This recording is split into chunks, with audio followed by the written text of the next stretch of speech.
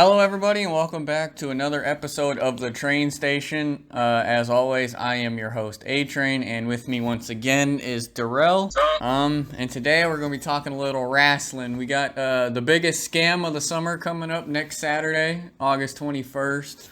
WWE Summerslam, as you guys would call it. I would call it WWE Summer Scam. Is coming up, and we are going to give our thoughts, opinions, and all of that on next week's pay-per-view. So to start off, we're gonna go ahead and talk about the Raw Women's Championship. It's gonna be Nikki Ash for Charlotte Flair versus Rhea Ripley. Why don't you go ahead and talk about that first, Darrell? Yeah, well, WWE, they've really been pushing Nikki. I like her gimmick. I think this will be a monumental victory for her to beat Charlotte at SummerSlam. My prediction is I think Nikki walks away with the victory, but she might get some outside interference. All right, interesting. I'm gonna be opposite of you. Honestly, I hate the gimmick. I think the gimmick is stupid. Being almost a superhero. I get why they do it. They're doing it for the kids and whatnot, but it's stupid. I seen it at Money in the Bank. It's just a terrible gimmick. Because as you know, and everybody else knows, I was at Money in the Bank, so, I kind of got to see these firsthand. This is literally just a rematch from that night, except they added Nikki Ash to the match instead of Charlotte and Flair and Rhea going head-to-head once again. So this is nothing, and that's why I'm calling it Summer Scam, because once we get into it, you'll realize it's just a bunch of rematches. I feel like Nikki Ash will win, but I feel like the correct thing for them to do would have Nikki Ash win, but I feel WWE, you know how they are, they're going to have Charlotte Flair walk out of Summer. So you know how that is. They're going to have, they're going to have Charlotte walk out of there with Raw Women's Champion, but I think the correct thing to do would be to have Nikki ASH. Almost superhero win. Rhea Ripley's just there to be there. Let's just get it out of the way. Drew McIntyre versus Jinder Mahal. Go ahead. That's it. That's all you have to say is Drew McIntyre. I don't want him to become a jobber. All right. Well, here's what I gotta say. Jinder Mahal, terrible. I gave him a chance when he was champion. Terrible. Dude looks like he left the first time, came back, did nothing but steroids, and now he's getting pushed. His gimmick has been the same every time. He came back with two dudes, Sidnell and Seagal or whatever their names were, the two little freaking cruiserweight guys. Comes back, and then he has two other people with him. So it's like, it's the same thing, they did with him last time that didn't get him over as champion. It's not going to get him over now.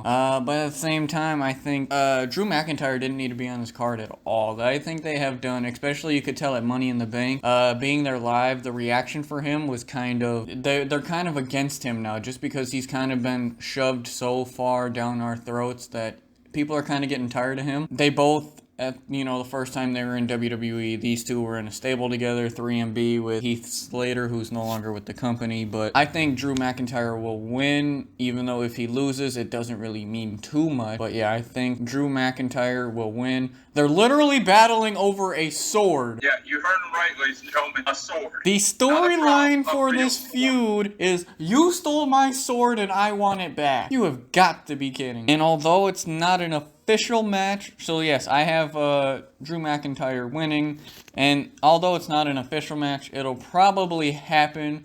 You got Randy Orton and Matt Riddle, RK Bro versus AJ Styles and Omos for the Raw Tag Team Championships. Wait, they're still together? I thought Randy Orton RKO'd Riddle. If you've seen the end of that, he laughed at, Riddle was laughing after getting RKO'd. It was kind of like, oh, you got me. I turned it off after seeing it get RKO'd. I was like, no, I won't do it. I was working, so, I don't watch Raw anyways, because I literally would rather stare at a wall for 3 hours. All right, well, in that case, RK Bro, everybody loves him, so they got to at least get this one. So you're thinking that RK Bro is going to win, huh? Potentially, yeah. Here's my problem with that, because both AJ and Omos were at Money in the Bank, so a lot of what I'm doing is basing it off of what I've seen. So Omos is a gigantic human being. That man is like 6'11", 275. That man is gigantic. The problem with him, though, is he's still super duper duper green in the ring.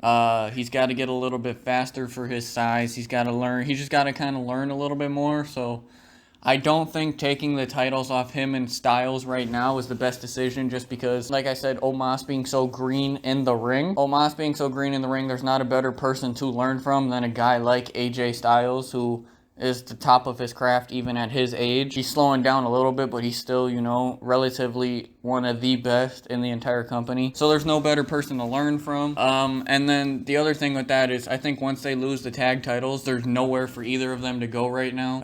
AJ, like I said, is getting up there in age, so they'll probably push him just because he's older and that's what they like to do. For Omos being so green, there's really nothing for him to do once he loses the tag team title. What's he gonna do? Turn on AJ and then go sit in catering with Titus O'Neil? So I think RK Bro at some point will get the title, but it's not going to be right now, at least not until Omos gets just a little bit better in the ring. So I think AJ Styles and Omos will retain at SummerSlam. United States Championship, if I had to take a guess, this would definitely be on the pre-show. Sheamus versus Damian Priest. I don't know what to say about this. I don't really care who wins, to be honest with you. I'm not picking. I'll go with Sheamus because I like Sheamus. Right, okay, we got that one out of the way. Let's go to the other brand's tag team titles, and we literally get a rematch from the freaking pre-show at Money in the Bank. The Usos versus the Mysterios. The whole Ray and his son gimmick thing, it's starting to get old. I'm going with the Usos just because down since day one-ish. I'm a big fan of the Usos. I am. But right now I cannot stand them being lackeys to Borman lames. Yeah, I don't really... I love the Usos, but I can't stand them right now. This is a rematch from literally Money in the Bank. We're probably going to see the same thing. And yeah, apparently WWE likes rewarding bad behavior, as Jimmy Uso was caught once again drinking and driving and almost hurting himself for like the 4th or 5th time.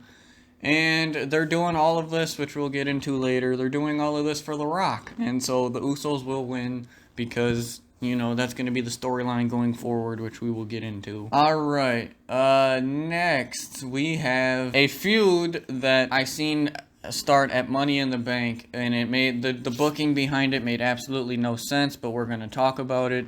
Edge versus Seth Rollins. Yeah, I don't know how I feel about this either, but maybe it's just one of those Vince McMahon dream matches, seeing Edge take on the future Golden Boy, Seth Rollins, who I hate his gimmick as the Messiah of WWE.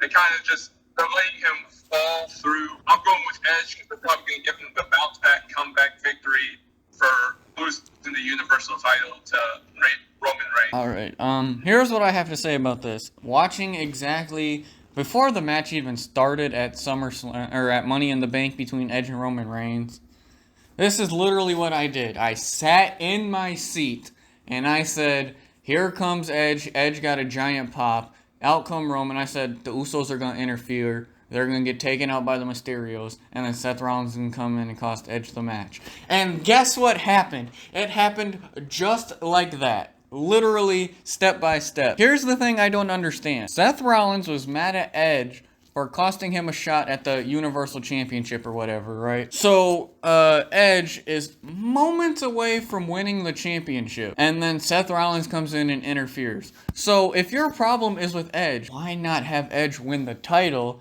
And then, realistically, with the realistic booking, because it made no sense that he interfered in a match. Yeah, I understand he's not happy with Edge and didn't want Edge to win the championship. I get that part of it, but wouldn't the more logical idea would have been to have Edge tap Roman Reigns out and then Seth attack Edge, and then this feud would be for the Universal Championship instead of just one-on-one with nothing on the line? You get what I'm saying? He was made to look like an idiot because Edge had Roman beat, and then he came in and interfered, and now he's not battling for a championship, in which he would have been. You see the logic gap there? It's WWE run by Vince. There is no context, no logic whatsoever. Yes, but watching it live, it's like, dude, are you serious? Why would you do that? Like, and then you think about it from a storyline standpoint, it's like, that literally made absolutely no sense what you did. It was stupid. So, it's just kind of like, okay.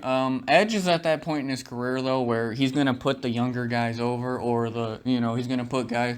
So, I think WWE might give him the win, but I think in the long run, after John Cena and Roman Reigns are done with their thing, they're setting up Seth Rollins to be next in line before feeding Roman The Rock, which we'll also get into. So I think Seth is going to get the win, which will give him momentum heading into Roman Reigns. Another match I really don't want to talk about. We got Bobby Lashley versus Goldberg for the WWE Championship. I'm going with Bobby, one of my favorite growing up. I swear to God, if he loses this to that old SOB Goldberg, I'm going to throw a fit. Boy, do I have... Oh, my God. First of all, this man Goldberg. So yeah, this man is 54 years of age. Why in the world do you have him in the co-main event of SummerSlam? Because I mean, I imagine that match will probably be earlier than the co-main. The match we'll talk about next will probably be co-main, but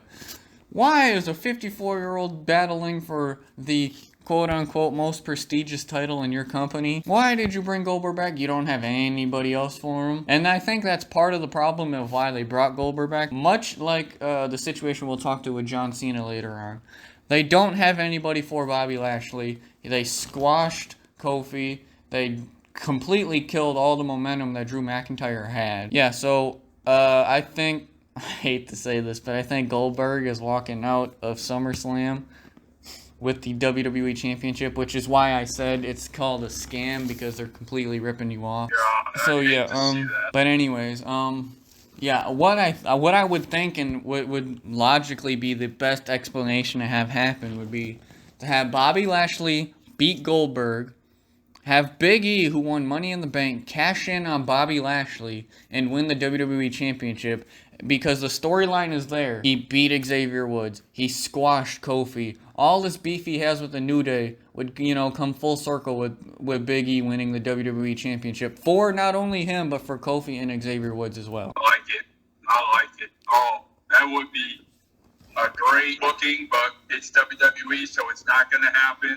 They'll probably have him waste it on going against whoever wins the Universal title. I mean, we can talk about that later. We'll talk about that in a minute too. But yeah, I think Goldberg, if I had to be a betting man, Goldberg walks out of SummerSlam with the WWE Championship. Our next match, which I believe will probably be the co-main event, they tore the house down at WrestleMania. Bianca Belair versus Sasha Banks for the SmackDown Women's Championship. Sasha Banks, give her the redemption. That's all you gotta say? That's all I gotta say. Alright, let me tell you something.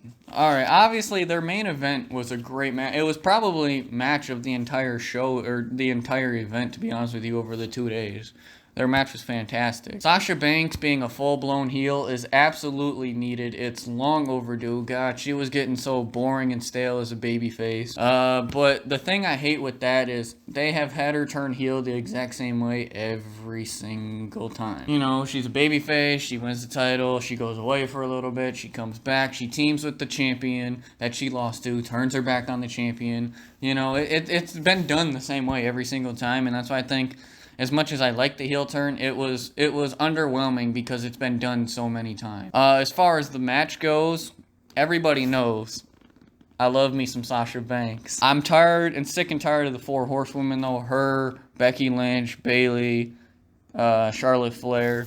I'm sick and tired of them getting every single opportunity, taking away from the other people, taking away opportunities from Carmella, Naomi, Liv Morgan, Zelina Vega, just everybody else on the roster, taking the opportunities away from them because they have to be in the spotlight all the time. As much as I like Sasha Banks as a fan, there's no way Bianca Belair can lose this match. Absolutely none. And WWE would be stupid to put the belt back on Sasha Banks. I know that sounds weird coming from a Sasha Banks fan, but if I'm thinking about it, long term and storyline-wise, it makes no sense to put the title back on Sasha Banks. So I think WWE will probably go Sasha Banks. They should, and Bianca Belair should be the only winner in this match. Alright, yeah.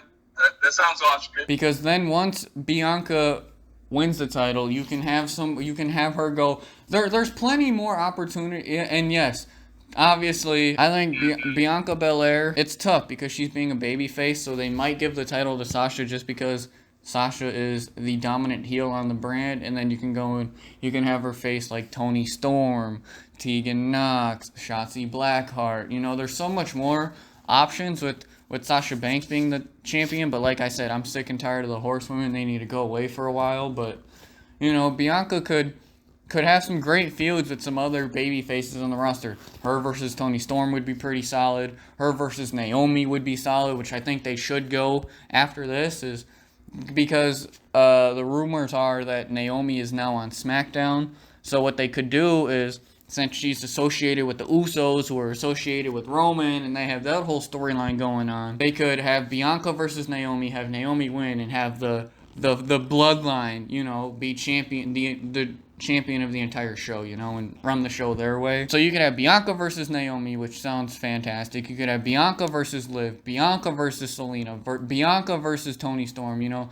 There's so many more options that, either way, either one that wins, you have so many more options, but I think for her perspective, because her run has been super kind of underwhelming outside of Sasha Banks, Bianca Belair being the only winner is the only choice. And now, I know you got a lot to say about this match. The more than likely main event of the night. John Cena versus Borman Lames, or for those that have no idea what I'm talking about, John Cena versus Roman Reigns for the Universal Championship. Go ahead, because I know you got a lot to say. First of all, stop being so negative. This match will be pretty decent. I'm not going to say good, I'll say decent. Because if what you're saying is true about the rumors of The Rock coming back and him taking on Roman, for long term, this is Roman's little revenge tour. I'm going to go with, unfortunately, Roman beating my boy John Cena. So it can solidify him as the, quote, chief or head of the table, whatever he's calling himself now. I would like to see Cena win the Universal title to give him 17 World Championships, but for him to time with Ric Flair, that's good enough. So I got to go with Roman for logical, long-term purposes. Where do I begin? Where do I begin with these two? I'm not gonna lie. John Cena returning at Money in the Bank was an absolute surprise to me. I didn't even expect it. I don't know if there was rumors or whatever about it. Came down to the end of the night. Roman Reigns won, did his thing, blah, blah, blah. Got booed out of the building. Do hits. And I tell you, my freaking face literally was just like, you have got to be kidding me. There's a giant pop. Not the best pop of the night, like everybody will tell you. But it was a pretty decent pop. He comes back, says, "Oh, I'm back, oh, blah, blah, blah." I don't care.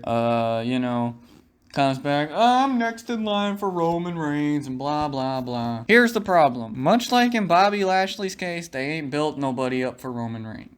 That's why him and Edge feuded for so long. You got him and Edge, blah, blah, blah. I think what's going to happen is, yes, Seth Rollins is probably next, but Seth Rollins is a heel. So do you go heel versus heel, or do you turn Seth Rollins into unbearable babyface Rollins, which, you know, he's just awful. This match, I really don't care. I honestly, well, if they're both of them are wrestling and freaking Big E cashes in, that would be the best thing ever. I'd rather see Goldberg win than either of these two. And that says a lot. You said this match would be decent. It wasn't the first time. The first time these two went at it, it was terrible. Neither guy... See, the problem... And here's the problem I have with both of these guys. Neither of them are leaders in the ring. They both need somebody to carry them throughout the match. Look at John Cena's best feuds. AJ Styles, Randy Orton, CM Punk. All those guys carried him in the match. Undertaker, Edge, Triple H, all those guys carried him in the match. Roman Reigns, carried by Seth Rollins, carried by Dean Ambrose, carried by AJ Styles, carried by Kevin Owens. The list goes on and on. Both of these guys need somebody in there that's much more talented than them to carry the match for them. So the first time these two went, neither of them can carry the match, so neither of them know what's going on. And then they're like, "Oh, y'all want it again, huh?" No, nobody asked for it the first time. Now you're giving it to us a second time with the chance that John Cena is going to win. John Cena's not winning this match. Period. Because everything they're doing is they're doing it for The Rock, because the rumors are that Rock is coming back for Dallas WrestleMania, and he's going to go against Roman, and they're going to bring him back to job him out to Roman Reigns. So this man is going to be champion. They might even have John Cena Roman Reigns again at the Royal Rumble, and then they'll bring in Seth Rollins, and then they'll feud until WrestleMania. That's what's going to happen. I don't care who wins this match. I don't care about this match. I don't care about either of these two. These two were overpushed, overhyped. Everything John Cena has said to Roman Reigns in these promos, he's looking in the mirror and talking about himself. And that's why I think it's working so well, because he's looking in the mirror and everything he's telling Roman Reigns, he's absolutely looking in the mirror talking about himself. Ratings have plummeted since John Cena was face, and now they bring John Cena back. Roman Reigns has plummeted the ratings even more. Nobody wants this superhero overpushed guy. Didn't work with Hogan. It's not working. It didn't work with Cena. And it's not working with Roman Reigns. In fact, it's worse under Reigns than it was with Cena. Newsflash: A-Train hates Roman Reigns and John Cena. That's the thing, though, is nobody wants these overpushed, overhyped guys. I don't care about this match. I won't watch this match. In fact, if you're listening to this, if you watch SummerSlam, the winner of the match is the people who shut this match off, turn their TV off, and walk away. That's the winner. That's the true winner of this match. I will say, though, the best part of this feud is Paul Heyman. Paul Heyman comes out one random SmackDown, says nothing else than do-do-do-do, do-do-do-do, do-do-do-do, and walks in the back. Literally the best part of this entire feud. Nothing else matters. This match doesn't matter. It's just another person to feed Roman Reigns because they don't have anybody. Setting him up, oh, I beat John Cena, I beat Edge, I beat this guy and this guy, now I'm going to beat Rock. And then he's going to beat Rock, and then he's going to continue to get booed out of the building. I mean, honestly, at Money in the Bank, he didn't even get booed, really, at Money in the Bank. Everybody just kind of sat on their hands and knees when he walked out. Nobody cares. Everybody's sick and tired of Roman Reigns. Despite what you hear on Facebook and Twitter and the cesspool of social media, nobody cares about Roman Reigns. And then, cutscene, Brock Lesnar comes back and beats Roman Reigns. To be honest, I would rather have Brock Lesnar. I would rather suffer through a Brock Lesnar championship reign again than have John Cena or Roman Reigns win. I would rather sit through another boring Brock Lesnar feud than have either of these two win. So please, I don't care what it takes. Big E, beat both of them over the head with the briefcase, cash in, win the Money in the Bank. That, as much as I would love to see him cash in on Bobby Lashley from a storyline standpoint, no better way to do it than have John Cena and Roman Reigns both act like they're cool and then have Big E come in and take it. But yeah, it's not going to happen. Roman Reigns, your tribal chief, not mine, I don't acknowledge him in this household, is winning the match. Don't care. Underwhelming the first time. It's going to be underwhelming this time. The only thing that's better is now Roman Reigns has a mouthpiece. That's the only difference. Now that rant is over, anything else you want to add? Any bonus coverage? Yeah, I'm going to get to it. Just know that if you are going to this show live, you deserve everything that is coming to you. If you willingly paid to go to this show, you deserve every bad thing that's going to happen in this night. If you paid to watch it on Peacock, you deserve everything that's going to happen as far as it being terrible. If you watch this show, you deserve every bad thing that's going to happen. You are going to hate everything that happens, and you willingly spent your hard-earned money to support this show. You deserve every bad thing that is going to happen. You completely deserve it. Anybody who wins... Now, see, the thing with Money in the Bank is it was actually a decent show. This card sucks. This show sucks, and anybody who willingly paid for it also sucks. So go ahead and give your thoughts on it. But yeah, WWE, it's almost at rock bottom. Here's the other thing. Don't come talking to me telling me how terrible the show was when I tried to warn you in the beginning that this show sucks. To be honest, I really don't even know why we're reviewing it. If you willingly paid money to go to this show, congratulations, you just got scammed. Now, that's just me being overly negative. Can this show be decent? Yes. Will it be? No. This has been another episode of The Train Station. As always, I will catch you next week. Peace.